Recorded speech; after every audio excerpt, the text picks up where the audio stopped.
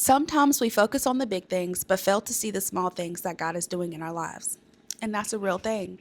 Um, a lot of times we want to get to this big, grand end goal that we miss the small details and the small pockets that the Lord is transforming within us and around us.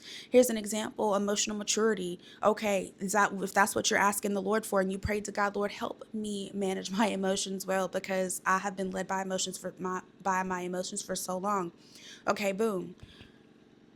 So you're looking at, Lord, I want to be completely emotionally mature, yet you're missing the small details that the Lord is trying to uproot out of you, or He has delivered you from. Like, for instance, you always responding to the negativity that somebody else brings.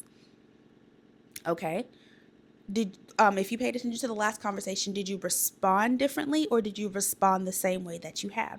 These are key things to pay attention to make sure that you are focusing on ways to get there, because if you think about an obstacle course, there are obstacles in your way to get to that finish line, right? So these, in order to get to emotional maturity, you have to make sure that you're allowing the Lord to uproot different things. Like, did the Lord start telling you to set boundaries? Did the Lord start telling you to convict you of how you responded the last time? Pay attention to those things, because the end goal is where you're going to get, because the Lord already paved that out for you. He said He gave you His yes.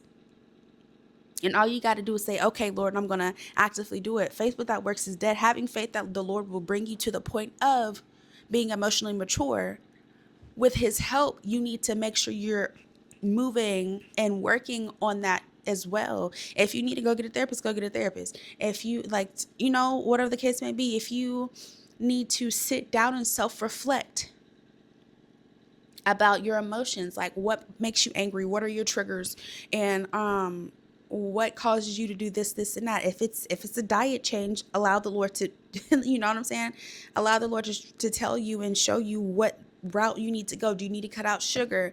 I heard that sugar raises and heightens your PMS symptoms for my women, and that's not good. And then you have other key things that needs to change.